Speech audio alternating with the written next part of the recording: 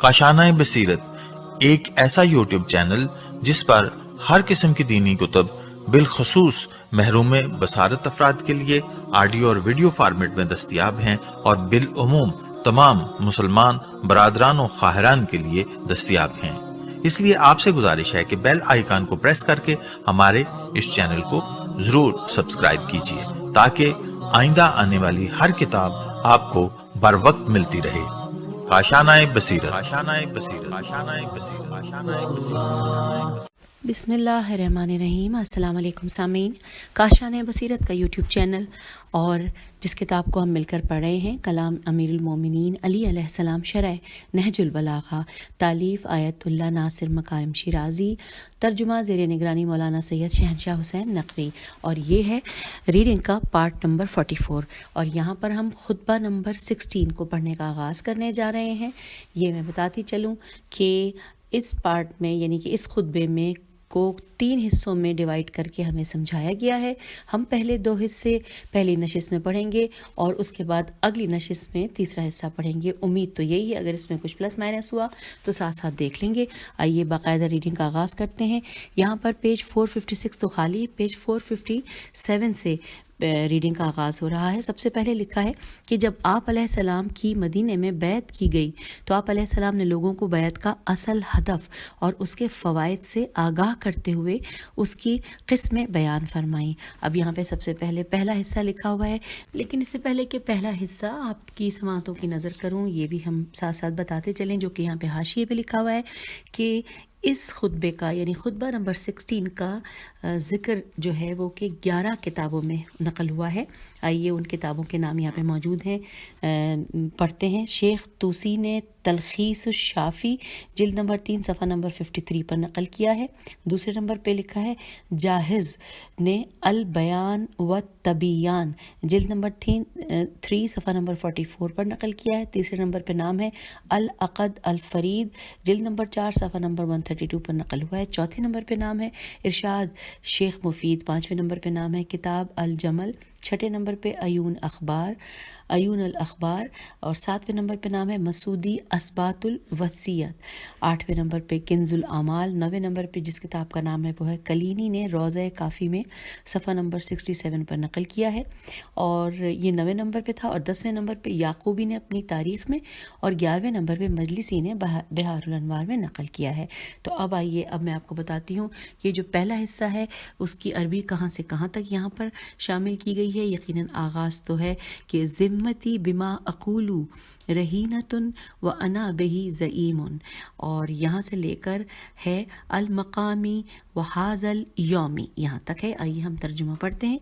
मैं अपने कौल का खुद ज़िम्मेदार और उसकी सेहत का ज़ामिन हूँ, और जिस शख्स पर गुज़िश्ता अक़वाम की सज़ाओं ने इबरतों को वाज़े कर दिया हो उसे तक़वा शुबहात में दाखिल होने से यकीनन रोक देगा। आगाह हो जाओ, आज तुम्हारे लिए वो आज़माइशी दौर पलट आया है जो उस वक्त था जब परवरदिगार ने अपने रसूल खुदा सल्लल्लाहु अलैहि वसल्लम को भेजा था।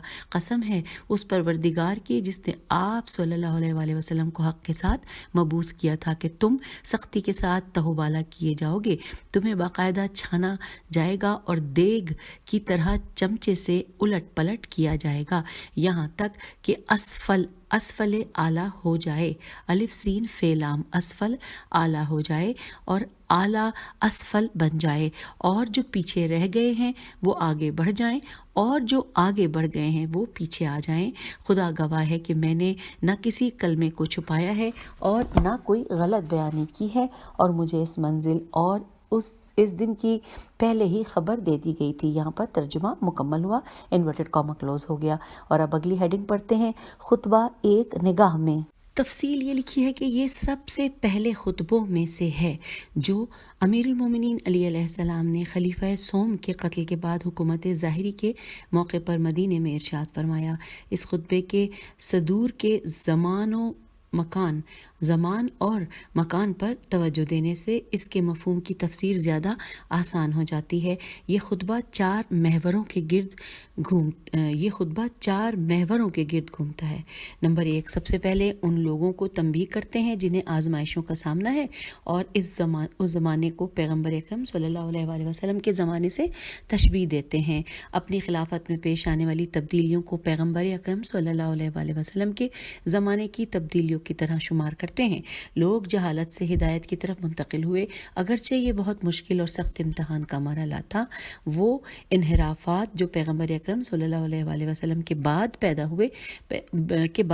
ہوئے، بیت المال کی تقسیم میں اقربا پروری، مسلمانوں کے مال میں لوٹ مار اور عصر جاہلیت کی باقیات کو عہدوں سے نوازنا ایک نئے انقلاب کا تقاضا کرتے تھے، جن کے بانی علی بن ابی طالب علیہ السلام تھے۔ حضرت علی علیہ السلام خطبے کے اس حصے میں تاریخ اسلام میں گزشتہ اقوام کی حالت اور ان کے انجام سے عبرت لینے کے متعلق بتاتے ہیں۔ نمبر 2، کہا تھا نا کہ 4 محوروں کے گرد گھومتا ہے، پہلا پڑھ لیا۔ دوسرا یہ ہے، خطبے کے دوسرے حصے میں خطا اور گناہ کا تقوی اور پرہیزگاری سے موازنہ کیا ہے، اور آخر میں بتایا ہے کہ گناہوں پر کیوں قابو نہیں پایا جا رہا ہے اور تقوی و پرہیزگاری کا راستہ قابل اختیار ہے، بس لوگوں کو اس چیز کے چنگل سے ڈرایا جو عاقبت کے لیے خطرہ ہے۔ اور تیسرے نمبر پہ ہے کہ خطبے کے تیسرے حصے میں حق و باطل کے مسئلے کی طرف ایک مختصر اور جامع اشارہ فرمایا اور خبردار کیا کہ حق کی طرف داروں کی کمی اور باطل کے طرف داروں کے زیادہ ہونے سے نہ ڈریں، حق کے راستے کو سامنے رکھیں اور کامیابی اور اللہ کی مدد کے انتظار میں رہیں۔ اور چوتھا جو محور ہے وہ ہے خطبے کا آخری حصہ، نصیحتوں کے سلسلے میں ہے کہ زندگی میں ہر وقت ایک اہم عنوان کی حیثیت سے اس کی طرف انسان متوجہ رہے، چنانچہ افراط اور تفریط سے دور رہنے کی نصیحت اور قرآن و سنت پر قائم رہنا، معاشرے میں اپنی حیثیت کو پہچاننا، اتحاد و صلح بین ذات کی طرف دعوت دینے کو لازمی قرار دینا اور گناہوں سے توبہ کرنا اور تمام فیوز و برکات کو اس ذات واجب الوجود کی طرف سے جاننا نہایت ضروری ہے۔ یہ تھے وہ 4 جو کہ پوائنٹ، جو 4 محور جن کے گرد گھومتی ہے۔ آئیے چلتے ہیں، اس کے بعد لکھا ہے شرح و تفسیر۔ اس میں سب سے پہلے ہیڈنگ ہے ہوشیار ہو جاؤ، بڑی آزمائش کا سامنا ہے۔ آئیے پڑھتے ہیں۔ جیسا کہ اشارہ ہوا کہ نہج البلاغہ کے بعض مفسرین جیسے ابن ابی الحدید نے تصریح کی ہے کہ یہ خطبہ امام علیہ السلام کے اہم ترین خطبوں میں سے ایک ہے، جسے بیعت کے بعد ارشاد فرمایا اور آئندہ اہم مسائل کے بارے میں لوگوں کو خبردار کیا اور انحرافات و ممکنہ پیش آنے والی خرافات سے نجات کے بارے میں نشاندہی کی سب سے پہلے مطلب کی اہمیت کو بیان فرمایا، یعنی نجات کے بارے میں نشاندہی کی اور سب سے پہلے مطلب کی اہمیت کو بیان فرمایا۔ مولا فرما رہے ہیں ذمتی بما اقولو رہینتن و انا بہی زعیم، اور اس کا ترجمہ کہ میں اپنی گفتگو کے بارے میں ضامن ہوں اور اس کی سچائی کی ضمانت دیتا ہوں۔ مولا فرما رہے ہیں اس کی تفصیل کچھ یوں ہے کہ اپنی گفتگو کی حقانیت کی 100% ضمانت دیتا ہوں اور خود کو اس کا ذمہ دار سمجھتا ہوں، اور تم لوگ اسے اطمینان سے قبول کرو اور اس کی پابندی کرو۔ اس کی تعبیر کا ذکر سننے والوں کو متوجہ کرنے، اس گفتگو کی اہمیت بتلانے کے لیے ہے۔ آپ علیہ السلام مزید فرماتے ہیں کہ اچھا ہم اس کا ترجمہ پڑھ لیتے ہیں تاکہ ہم ٹائم کو سیو کر سکیں، کہ ترجمہ ہے کہ جو اپنے گزشتہ لوگوں کے حالات سے عبرت حاصل کرے، اس کی آنکھوں کے سامنے سے غفلت کا پردہ ہٹتا ہے بنسبت ان افراد کے کہ جو ان کے انتظار میں ہیں۔ ان روح تقوی ان کے اندر پیدا ہوتی ہے اور تقوی الہی اور انہیں گھیر لیتا ہے اور شبہات سے انہیں محفوظ رکھتا ہے۔ یہاں پہ انورٹڈ کاما کلوز ہو گیا۔ لکھا ہے، اب تفصیل جانتے ہیں۔ اس حوالے سے لکھا ہے کہ یہ اس طرف اشارہ ہے کہ آئیں اور گزشتہ تاریخ کو کھولیں کہ بہت ساری قومیں حق سے انحراف اور قسم قسم کے گناہوں سے آلودہ ہونے کی وجہ سے اللہ کے غیظ و غضب کا شکار ہوئیں۔ ہوشیار رہو، آؤ بعثت پیغمبر اکرم صلی اللہ علیہ وآلہ وسلم اور آپ صلی اللہ علیہ وآلہ وسلم کے قیام اور جاہل قوموں کی حضرت صلی اللہ اللہ علیہ وآلہ وسلم کے مقابلے میں سازشوں کی جانچ پڑتال کریں اور ان کے برے اعمال کا انجام دیکھیں تاکہ تمہارا مستقبل روشن ہو اور تقوی و پرہیزگاری کے چراغ سے شبہات کی تاریکیاں دور ہوں اور نفس امارہ اور شیطان کے خطرناک حملوں سے بچنے کے لیے اطمینان بخش محاذ ملے۔ اور پھر امام علیہ السلام جیسے رہبر نے صراحت کے ساتھ پردوں کو اٹھایا۔ یہاں پر مولا کے کلام کا حصہ ہم ترجمہ پڑھ رہے ہیں انورٹڈ کاما کے۔ آگاہ ہو جاؤ، تمہاری آزمائشیں اور بلائیں اسی طرح ہیں جس طرح بعثت رسول صلی اللہ علیہ وآلہ وسلم کے وقت تھیں۔ ہوشیار رہو، امتحان کا مرحلہ سخت ہے۔ اور یہاں پر بریکٹ میں لکھا ہے کہ صرف وہی مخلص اور پرہیزگار کامیاب ہوگا جو عبرت حاصل کرے گا، انورٹڈ کاما کلوز۔ اور یہاں پر ترجمہ بھی کبھی انورٹڈ کاما ہو گیا، یہاں پہ کلوز ہو گیا بریکٹ کے بعد۔ پھر چلتے ہیں اس کے بارے میں مزید تفصیلات۔ کچھ یوں ہیں کہ مولا علیہ السلام نے اس حقیقت کو بھی وضاحت کے ساتھ بیان کیا کہ خلیفہ سوم کے دور بالخصوص عمر آخری حصے میں بیت المال سے خاص دلچسپی پیدا ہوئی تھی۔ غیر صالح افراد کو انتہائی اہم میم نون الف صاد بے مناسب پر مناسب ہے، منصب یعنی منصب کی جمع مناسب پر معمور کیا گیا، جن کی وجہ سے ایسے مفاسد پھیلے، میم فے الف سین دال، مفاسد پھیلے جن سے اسلامی معاشرہ بگڑ گیا اور اتحاد اسلامی میں گہرے اختلافات پیدا ہو گئے۔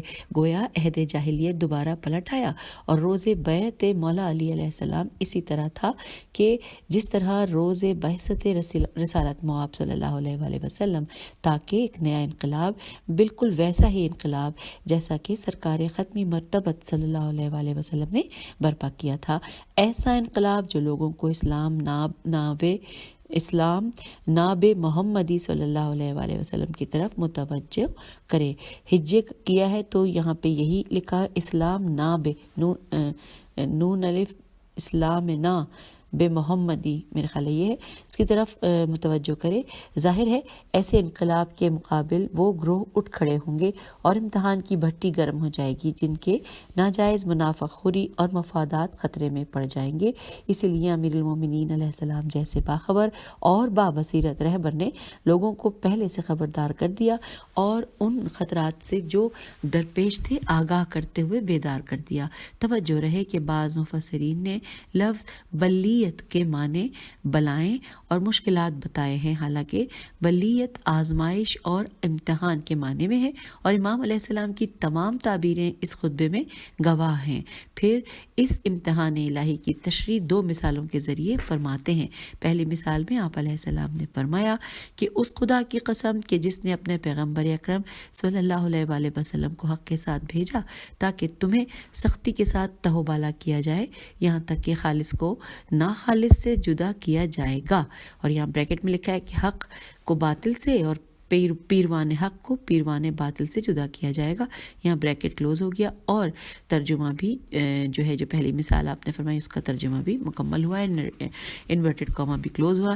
لکھا ہے اس طرز کا مظاہرہ ہر الہی انقلاب میں ہوتا ہے کہ کامیابی کے وقت معاشرے کی چھانٹی ہوتی ہے، طاقتور اور خائنوں کو پیچھے چھوڑا جاتا ہے اور صالح اور کمزور افراد آگے آ جاتے ہیں، جیسے پیغمبر اسلام صلی اللہ علیہ وآلہ وسلم نے اپنے انقلاب کی کامیابی کے بعد انجام دیا۔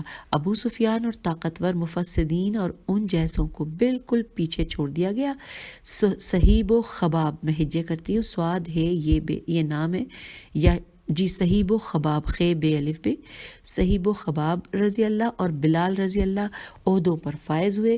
اسی طرح امیر المومنین علیہ السلام کی بیعت کے بعد خود غرض لوگوں کو جنہوں نے خلیفہ سوم کے دور میں طاقت کے بلبوتے پر بیت المال کو لوٹا تھا الگ کیا گیا اور پاکیزہ اور مخلص لوگوں کو عہدوں پر فائز کیا گیا۔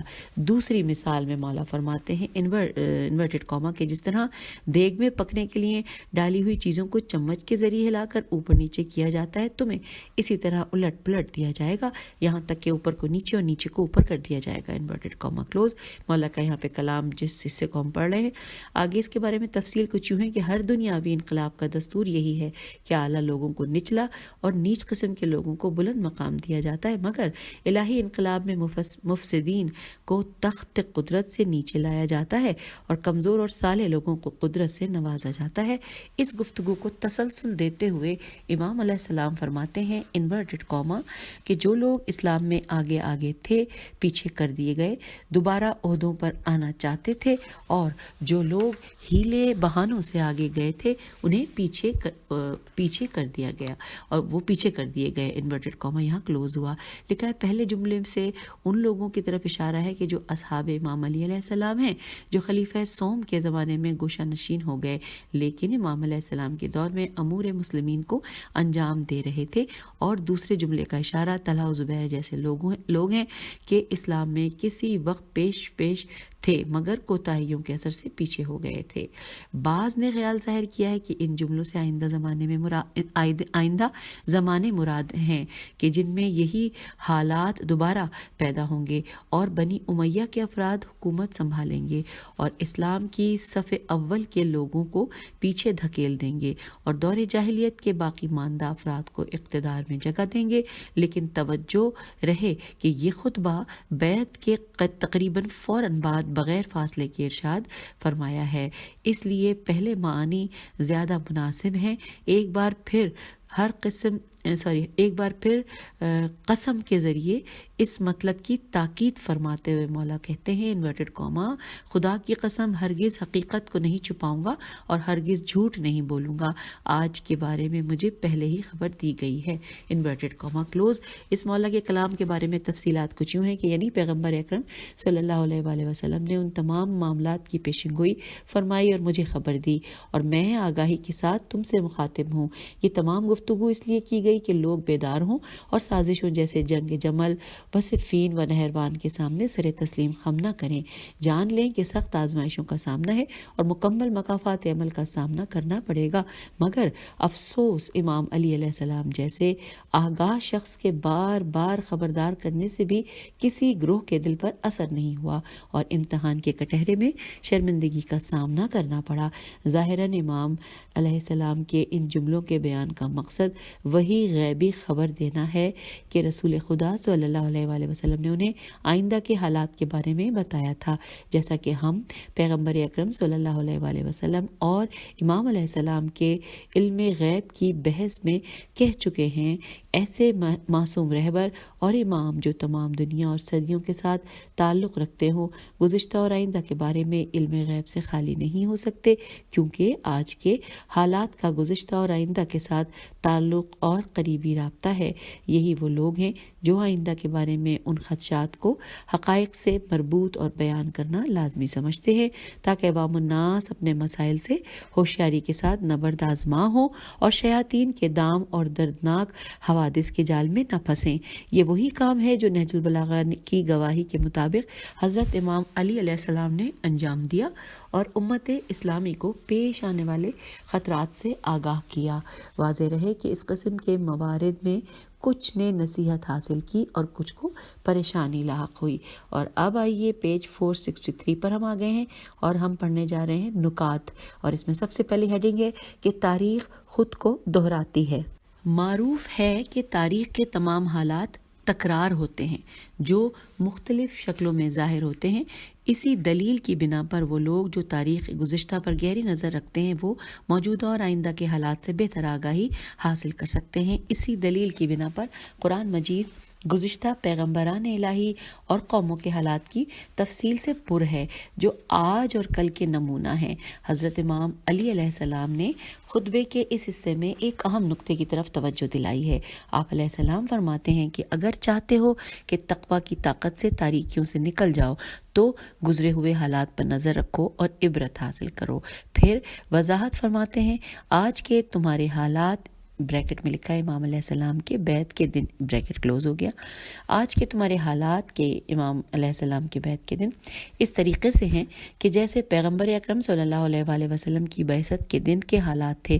حق کی مخالفت میں وہی گروہ بندیاں، وہی انحرافات و روگردانیاں اور وہی مختلف شکلوں میں معاملات کو بگاڑنے والے اس لیے ہوشیار رہو اور اپنے امام علیہ السلام کے دست و بازو بنو تاکہ آوارہ اور بھٹکے ہوئے لوگوں کے ہتھے نہ چڑھ جاؤ۔ اگر ہم بعثت رسالت مواب صلی اللہ علیہ وآلہ وسلم اور خلافت امیر المومنین علیہ السلام کا گہری نظر سے موازنہ کریں تو دونوں میں گہری مماثلت نظر آتی ہے۔ دور جاہلیت کی باقیات اور منافقین کی کوششیں تھیں کہ تعلیمات پیغمبر اکرم صلی اللہ علیہ وآلہ وسلم کو تدریجاً ختم ہو جائیں، بالخصوص یہ کہ اس لائن کو دوبارہ پڑھتے ہیں۔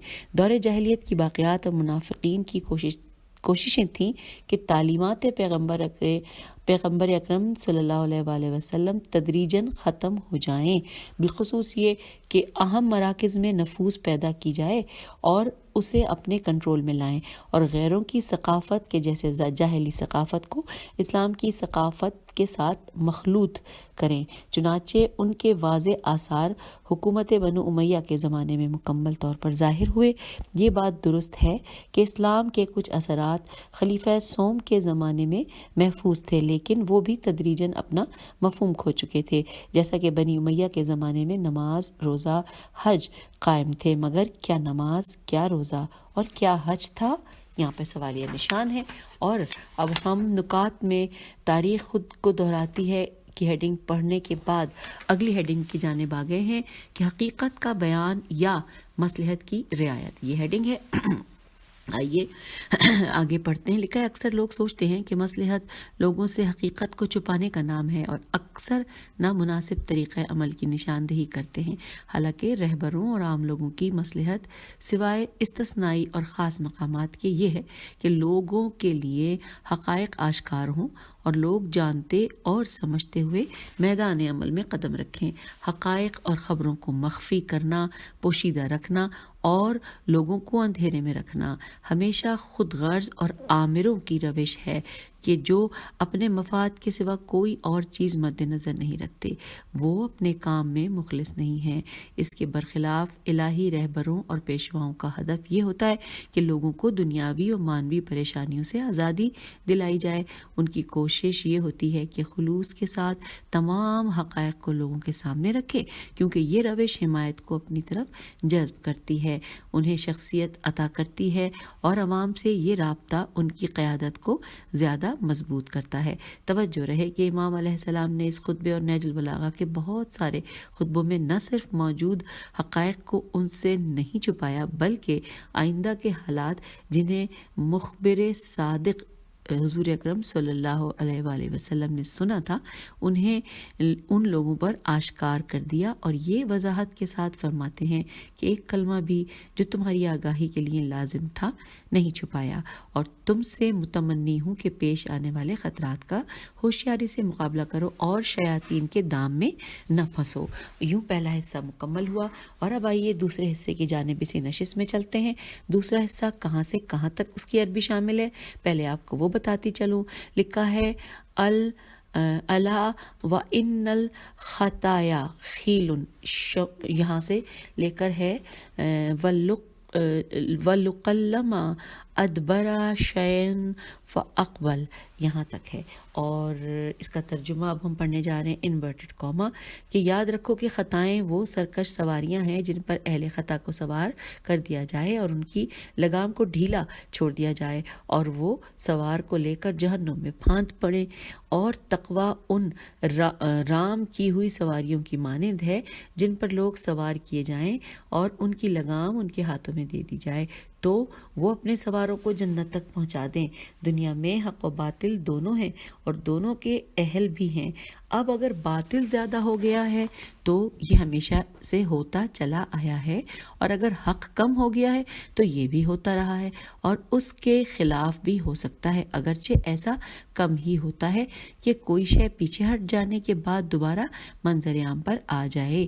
یہاں پر انورٹڈ کاما کلوز ہو گیا، دوسرا حصہ کا ہم نے ترجمہ مکمل کیا، لیکن ساتھ ساتھ لکھا ہے کہ سید رضی کا کہنا ہے۔ آئیے سید رضی کا کلام بھی پڑھ لیتے ہیں۔ ایک پیراگراف میں ہے کہ وہ کہتے ہیں انورٹڈ کاما کے اس مختصر سے کلام میں میں اس قدر خوبیاں پائی جاتی ہیں جہاں تک کسی کی داد و تعریف نہیں پہنچ سکتی ہے، اور اس حیرت و استعجاب کا حصہ پسندیدگی کی مقدار سے کہیں زیادہ ہے۔ اس میں فصاحت کے وہ پہلو بھی ہیں جن کو کوئی زبان بیان نہیں کر سکتی ہے اور ان کی گہرائیوں کا کوئی انسان ادراک نہیں کر سکتا، اور اس حقیقت کو وہی انسان سمجھ سکتا ہے جس نے فن بلاغت کا حق ادا کیا ہو اور اس کی بنیادوں سے باخبر ہو، اور ان حقائق کو اہل علم کے علاوہ کوئی نہیں سمجھ سکتا۔ یہاں پر انورٹڈ کاما کلوز ہوا۔ سید رضی کا جو کہنا تھا وہ ہم نے پڑھ لیا۔ اب ہیڈنگ آ گئی ہے شرح و تفسیر، اور اس میں سب سے پہلی سب ہیڈنگ ہے گناہ سرکش گھوڑے کی مانند ہیں۔ یہاں پہ تفصیلات پڑھتے ہیں۔ لکھا ہے گزشتہ بحث کو تسلسل دیتے ہوئے اس بحرانی کیفیت کے بارے میں جو بیعت امام علیہ السلام کے بعد عالم اسلام میں ایک نئے انقلاب کی صورت میں تھی، اس سلسلے میں خبردار کرتے ہوئے خوبصورت تشبیہ کے ضمن میں ایک اہم نکتے کی طرف اشارہ فرمایا ہے۔ اگر لوگ اس کو بروئے کار لائیں تو گناہوں کی آلودگی سے بچ سکتے ہیں، وہ انجان راہوں میں نہیں بھٹکیں گے اور اپنی منزل مقصود تک پہنچ جائیں گے، اور وہ اس صورت میں کہ گناہ پر ابتدا ہی میں قابو پائیں اور اس کے دائرے سے دور ہوں، کیونکہ جب انسان گناہوں اور دوسری غلطیوں میں گرفتار ہوتا ہے تو وہ گناہ تسلسل کے ساتھ اسے اپنی طرف کھینچتا ہے اور اس کا اختیار ہاتھ سے نکل جاتا ہے اور خطرناک بدبختیوں کی وادی میں جا گرتا ہے۔ آپ علیہ السلام فرماتے ہیں انورٹڈ کاما کے آگاہ رہو کہ گناہ اور خطائیں سرکش گھوڑوں کی طرح ہیں جو اپنے سواروں کو سوار کرتے ہیں اور لگام ان کے ہاتھوں میں نہیں ہوتی اور وہ آخر میں اسے دوزخ میں پھینک دیتے ہیں۔ انورٹڈ کاما کلوز ہو گیا۔ پھر لکھا ہے کہ کیا خوبصورت تشبیہ ہے کہ سرکش گھوڑے پر سوار ہونا ذاتی طور پر خطرناک ہے، اگر لگام ہاتھ سے چھوٹ جائے تو اور زیادہ خطرناک ہے، اور یہ سوار اگر اس سرزمین میں ہو جو دریا کے کنارے ہے تو پھر زیادہ خطرناک ہے۔ اصل میں بات یہ ہے کہ انسان ایک گناہ کا مرتکب ہونے سے دوسرے گناہ کا بے اختیار مرتکب ہوتا ہے اور پھر ایک اور گناہ کا۔ مثال کے طور پر اگر کوئی خیانت کا ارتکاب کرے اور اسے چھپا لے تو مواخذے کا موجب قرار دیا جائے گا۔ اپنی خیانت کو چھپانے کے لیے اسے بار بار جھوٹ بولنا پڑے گا اور ہر طریقے سے الٹی سیدھی قسمیں کھاتا ہے یا دوسرے افراد کو تہمت لگائے گا، اور جب وہ اپنے آپ کو رسوا دیکھتا ہے تو ممکن ہے کہ وہ کسی ایسے شخص کا خون کر ڈالے جو اس کی خیانت کے بارے میں اطلاع رکھتا ہو تاکہ اس کے راز فاش نہ ہو جائیں، اور اسی طرح یکے بعد دیگرے گناہوں میں مبتلا ہوتا رہتا ہے، کیونکہ سرکش گھوڑے کی طرح لجام کو ہاتھ سے چھوڑ دیا گیا ہے۔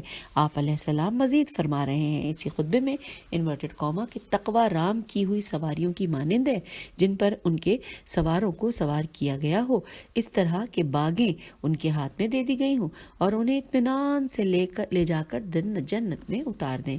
Inverted Cama close. جی ہاں، اعمال صالح تسلسل کے ساتھ ایک دوسرے کا پیچھا کرتے ہیں، ایک اچھا عمل دوسرے اچھے عمل کا سبب اور وہ بھی دوسرے نیک عمل کے انجام دینے کا سبب ہوتا ہے۔ مثال کے طور پر کسی نے اپنے بیٹے کی اچھی تربیت کی اور وہ خیرات و برکات کرنے کا سبب ہوا اور اپنے دوستوں اور آس پاس کے لوگوں پر اثر انداز ہوا اور وہ لوگ بھی نیک کام انجام دینے والے ہو گئے۔ اسی تربیت سے معاشرہ اصلاح و سعادت مندی کی طرف سفر کرتا ہے۔ توجہ رہے کہ امام علیہ السلام نے خیل الشمس کو گناہوں کے مقام پر سرکش گھوڑے کے مفہوم میں استعمال فرمایا ہے اور مقام تقوی میں متاع زلل کو رہوار گھوڑوں کے معنی میں استعمال کیا ہے۔ یہ ایک گہرا نقطہ ہے کیونکہ خیل یہ لام یہ انورٹڈ کاما میں خیل اصل میں خیال کے مادے سے ہے، اور مغرور و متکبر افراد جو خیالات میں گرفتار ہیں انہیں مختال میم خے تے الف لام کہا گیا ہے۔ اسی وجہ سے گھوڑے کو خیل کہا گیا ہے کہ اکثر ایسے گھڑ سوار دوسروں پر فخر و مباحات کرتے ہیں۔ اس کے برعکس متاع میم تو الف یہ الف متاع مطیعتن میم تو یہ پہ تشدید ہے اور پھر تا ہے، مطیعتن کی جمع ہے، اور متو میم پہ زبر ہے اور توئے واو میم توئے واو متو کے مادے سے ہے جو کہ سفر میں سنجیدگی اور نجات کے معنی میں ہے۔ اس بنا پر متی میم توئے یہ ہے، متی تیز دوڑنے والے گھوڑے کے معنی میں ہے جو سیدھا اپنے مقصد کی طرف سفر کرتا ہے اور سرکشی نہیں کرتا اور انسان کو راستے سے نہیں بھٹکاتا۔ اس مقام پر امام علیہ السلام کی فصاحت کا عروج نمایاں نظر آتا ہے، یہاں تک کہ چھوٹے کلمات اور تعبیرات میں بھی۔ اس کے بعد امام علیہ السلام نے اللہ کی جانب سے آزمائشوں سے جو آپ علیہ السلام کی حکومت کے زمانے میں اور جو پوری زندگی میں پیش آنے والی تھیں اس سے خبردار کیا، اور گزشتہ بحث کو امتحان میں کامیابی اور تقویٰ اور گناہ کے گھوڑوں کی شکل میں مکمل کیا ہے۔ آپ علیہ السلام فرماتے ہیں حق و باطل ولکل اہل، ہمیشہ حق و باطل کا وجود ہوتا ہے اور ہر کسی کے لیے طرفدار و حمایتی موجود ہیں۔ جی ہاں، انسانی زندگی کو ابتدائی دنوں سے ہی ان دو گروہوں یعنی حق و باطل کا آمنا سامنا ہے، اور ان کا ایک دوسرے سے جھگڑے کا معاملہ کافی طویل ہے جو ایک پوری تاریخ کو سمیٹے ہوئے ہے۔ امام علیہ السلام ان تمام میں صرف ایک نقطے کی طرف اشارہ کرتے ہیں۔ آپ علیہ السلام فرماتے ہیں کہ فَلَئِنْ امر الباطل لقدیما فعلا، اگر باطل حکومت کرے تو کوئی تعجب کی بات نہیں، کافی عرصے سے یہی ہو رہا ہے۔ پھر فرمایا کہ وَلَئِنْ قَلَّ الْحَقُّ فَلَرُبَّمَا وَلَعَلَّ، اگر حق اور اس کے پیروکار کم ہیں تو یہ بھی پہلے سے ہوتا رہا ہے۔ آئیے آگے چلتے ہیں۔ لکھا حق و باطل کی داستان اور ان دونوں کی ایک دوسرے سے جنگ انسانی تاریخ کی ایک طویل داستان ہے۔ اس جنگ کے ہتھیار اور نتائج اپنے دامن میں اتنی گنجائش رکھتے ہیں کہ دوسرے خطبوں کی شرح میں اس موضوع پر زیادہ مناسب گفتگو کی گئی ہے، انشاءاللہ آئندہ بیان کریں گے، یہاں اسی پر اکتفا کرنا لازمی ہے۔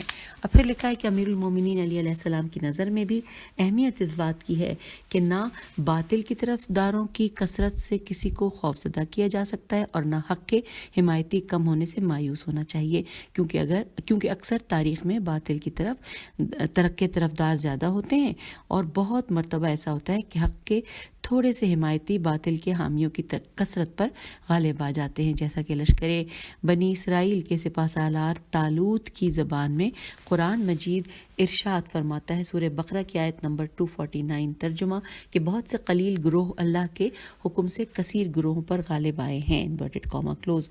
دوسرے الفاظ میں ایک دوسری آیت میں اسی معنی کو زیادہ نمایاں کیا گیا ہے جو کہ سورہ مائدہ کی آیت نمبر 100 ہے، ترجمہ، کہو کہ پاک اور ناپاک کبھی برابر نہیں ہو سکتے ہیں، اگرچہ ناپاکی کثرت نے تمہیں تعجب میں ڈالا ہے۔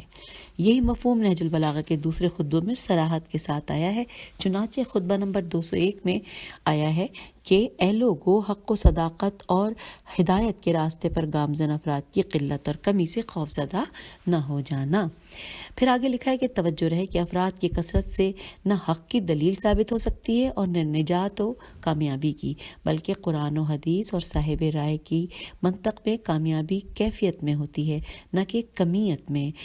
اس وجہ سے باطل حکومتیں ختم ہو گئیں، ان کے آثار ناپید ہو گئے، اور سوائے ننگ و آر کے ان کے نام کچھ باقی نہ رہا، لیکن حق کی حکومت اور اولیاء اللہ کے آثار و برکات اس کائنات کے آخر وقت تک قائم رہیں گے۔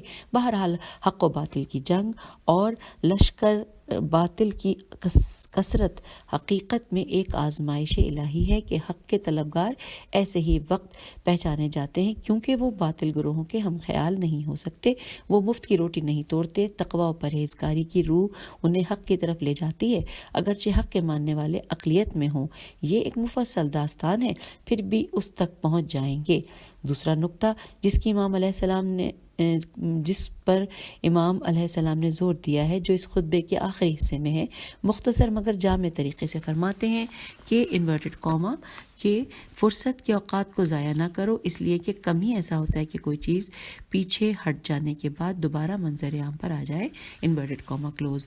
لوگوں کے دو گروہ ہوتے ہیں، حق پرست اور باطل پرست۔ اب اگر باطل گروہ کی کثرت ہے تو اس پر تعجب نہ کرو کہ ایسا پہلے سے ہوتا رہا ہے، اور حق پرست پہلے بھی کم تعداد میں رہے ہیں، اور ممکن ہے کہ اپنی قلت کے باوجود حق پرست باطل پرستوں پر غالب آ جائیں، اگرچہ ایسا کم ہی ہوتا ہے۔ عموماً باطل پرست اپنی ظاہری طاقت کے بلبوتے پر دنیاوی کامیابی حاصل کر لیتے ہیں، البتہ تمام مسلمانوں کا عقیدہ، خواہ وہ شیعہ ہوں یا غیر، آخرکار لشکر حق ظہور حضرت امام مہدی علیہ السلام کے ساتھ کامیاب ہوگا اور باطل ہمیشہ شکست کھائے گا اور الہی حکومت پوری دنیا میں چھا جائے گی۔ بعض روایات کے مطابق اسی خطبے کے ذیل میں ایک اور جملہ امام صادق علیہ السلام نے امیر المومنین علیہ السلام سے نقل کیا ہے۔ آپ علیہ السلام فرماتے ہیں انورٹڈ کاما حکومت حق کا آغاز ہم سے ہوا ہے اور تم سے نہیں۔ اب یہاں بریکٹ میں لکھا ہے کہ عصر پیغمبر اکرم صلی اللہ علیہ وآلہ وسلم کی طرف یہاں اشارہ ہے، پھر بریکٹ کلوز ہو گیا، پھر لکھا ہے اور ہم پر ہی اختتام پذیر ہوگا نہ کہ تم پر، اور یہاں پہ لکھا ہے کہ حضرت امام مہدی علیہ السلام کے ظہور کی طرف اشارہ ہے، انورٹڈ کاما کلوز۔ ابن ابی الحدید اس جملے کی وضاحت کرتے ہیں، انورٹڈ کاما محدثین اعتقاد رکھتے ہیں کہ اس حدیث مبارک میں حضرت امام مہدی علیہ السلام کی طرف اشارہ ہے کہ آپ علیہ السلام آخر زمانے میں ظہور فرمائیں گے اور حضرت فاطمہ سلام اللہ علیہ کی اولاد میں سے ہوں گے اور ہمارے معتزلہ ان کا انتظار نہیں کریں گے۔ انورٹڈ کاما کلوز ہو گیا۔ حوالہ ہے شرح ابن ابی الحدید جلد نمبر 1 صفحہ نمبر 281۔ بہرحال مذکورہ جملوں میں اشارہ ہے کہ فرصت کے دنوں کو ضائع مت کرو، اور اب جب کہ حق کی حکومت اور اس کے عدل کو اسلامی معاشرے میں نافذ کرنے کے لیے ماحول فراہم ہے تو انسان اور جنات کے شیاطین سے وسوسے میں گرفتار نہ ہو اور غیر شرعی طریقوں سے مفاد سے حاصل کرنے والوں کی سازشوں سے ڈرو، کیونکہ اگر یہ فرصتیں ضائع ہو گئیں تو دوبارہ آنا مشکل ہوگا۔ البتہ امام علیہ السلام کی زندگی کی تاریخ بھی بتاتی ہے کہ آپ علیہ السلام کے زمانے کے لوگوں نے اس تنبیہ سے نصیحت نہ لی، انہوں نے فرصتوں کو ضائع کیا، اور اس دن جب لشکر شام نے مکمل شکست کھائی تو اسلامی لشکر والے عمر و آس کی شاطرانہ چال سے دھوکہ کھا گئے، جس کے نتیجے میں بنی امیہ و بنی مروان کی حکومتیں قائم ہوئیں، اور جن کی حکومت کی تباہ کاریوں کی مثالیں تاریخ میں بہت کم ملتی ہیں۔ حاجیوں یعنی حجاج بن یوسف جیسے لوگوں نے اسلامی اقدار کو مکمل طور پر تباہ و برباد کر دیا۔ اس مقام پر سید رضی رحمۃ اللہ کی وضاحت سے استفادہ کریں گے کہ امام علیہ السلام اپنے خطبے کی غیر معمولی عجائبات کو بہت سی خوبصورت اور تعبیرات کے ذریعے واضح فرماتے ہیں۔ سید رضی رضی اللہ فرماتے ہیں کہ اس گفتگو میں جو کہ فصاحت کی حقیقت سے زیادہ نزدیک ہے، ایسے رموز پوشیدہ ہیں کہ ہر کوئی اس کے قریب نہیں پہنچ سکتا۔ اس سے قبل کہ ہم ان عجائبات پر گفتگو کریں، اس سے بڑھ کر اور تعجب کا مقام یہ ہے کہ آپ علیہ السلام کی فصاحت کی گہرائی اتنی ہے کہ نہ زبان اس کی تشریح پر قدرت رکھتی ہے، نہ کوئی فرد اس کی گہرائیوں کو سمجھ سکتا ہے، اور حقیقت یہ ہے کہ جو کچھ مولا نے فرمایا ہے اس کا ادراک صرف وہی لوگ کر سکتے ہیں جو فصاحت میں کمال رکھتے ہیں۔ اور پھر یہاں پر ایک آخری ترجمہ ہم پڑھ لیتے ہیں کہ عقل مندوں کے علاوہ اسے کوئی نہیں سمجھ سکتا۔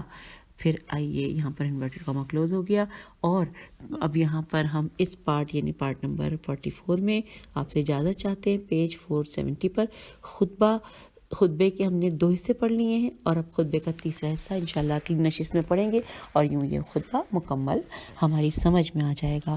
اجازت دیجیے، خدا حافظ، فی امان اللہ۔